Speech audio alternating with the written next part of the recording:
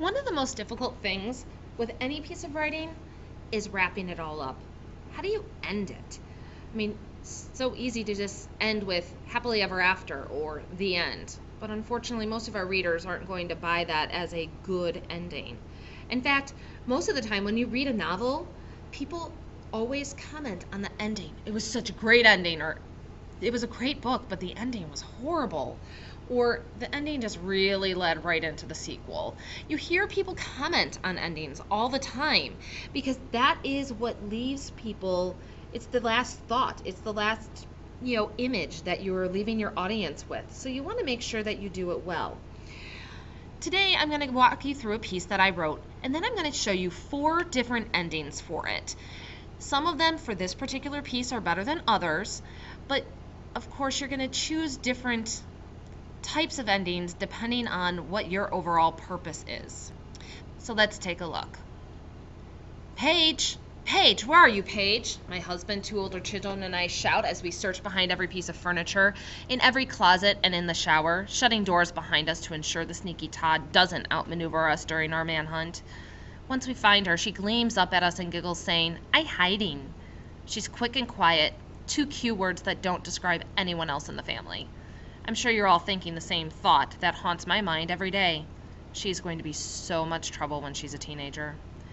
I never thought the word cunning could be used to describe a toddler, but God wanted to prove me wrong by bestowing me with the most guile of tots. So she hides. Big deal, you might be thinking. Read on and you'll see what I mean. "What's your name?" we ask our loquacious tot. "Baby!" she shouts with glee. "How do you spell your name?" we inquire, knowing full well that she knows her actual name. "Paige," she proudly recites. Evidence number 1. Our 25-month-old can spell her name with no cues. "What's that spell?" we ask, hoping to trick her into saying her name. "Baby!" she proclaims. Evidence number 2. She only refers to herself as Baby, even though she responds to and spells Paige. The little stinker knows exactly what she's up doing, too. Last week, during dinner, she slipped and said Paige, and when she did, that "I didn't say that, maybe they didn't catch it" look took over her face. "What did you say?" "Paige," she repeated ashamedly. Evidence number 3. Caught red-handed in the act of deceit. Tonight, as I rocked her, she peacefully lay with her head nestled into the crook of my arm. I figured it was the perfect opportunity for her to confide in her mother that she does know how to say her name. "Won't you just say Pagey Paige for me?" Slightly evil giggle. "No," she replied. She wasn't fooled. Evidence number 4. Mischievous giggle when almost asleep, followed by a curt no. Okay, now I'm going to go into 4 possible endings of this story. The first ending is actually my original ending to the story, and it is a reflection, basically looking back at everything that happened and coming to some sort of conclusion, a worldly idea that most people will be able to take away with them and think about. So here's that first ending.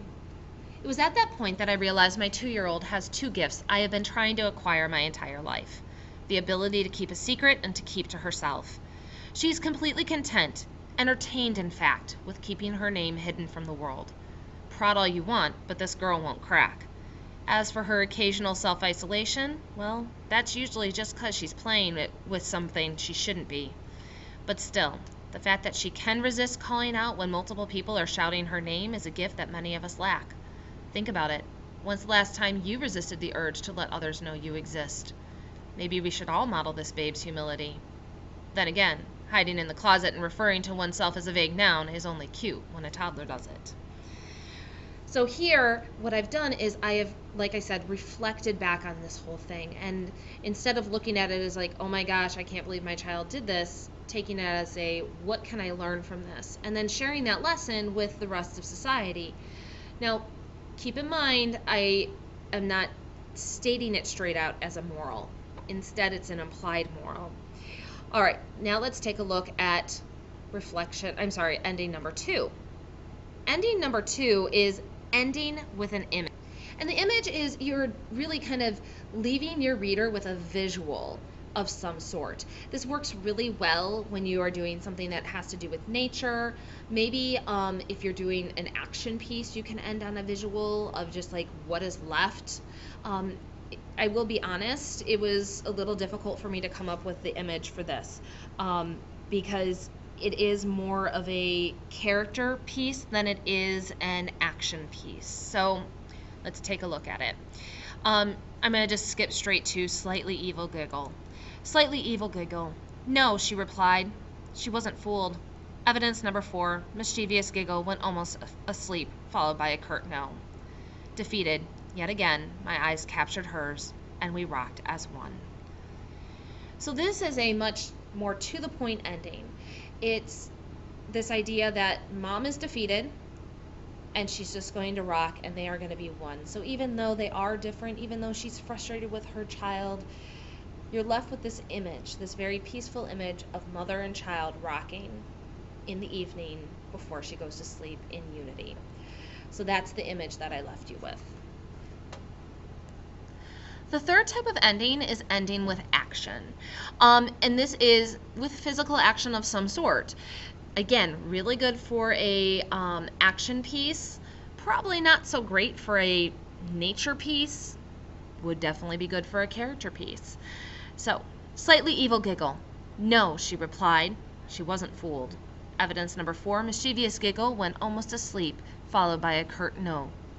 Pushing her wouldn't do any good, so I continued to rock her back and forth, sing a sweet tune, and cherish the moment.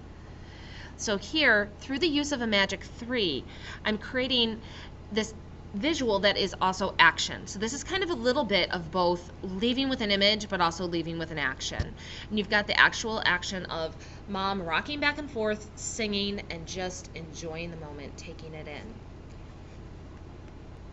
The last type of ending is ending with dialogue.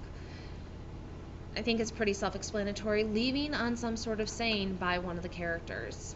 So let's take a look. I'm going to just start right with the ending. The breath of my sigh brushed over her cheeks, and her eyes brightened as a half smile appeared on my face. It was then when she glanced up to me and uttered the words every mother lives to hear, that my evening ended happily ever after. Love you, Mommy. So here, ending with those words, love you, Mommy, it really ends on this tone of, even though she's mischievous, even though she is cunning, even though she is a pain in the butt sometimes, she loves her mom. And it just really is just heartwarming, at least for me, because I am the mom. So hopefully these 4 examples will help you come up with a way to end your story other than just saying, and this is what I learned, or ending with happily ever after.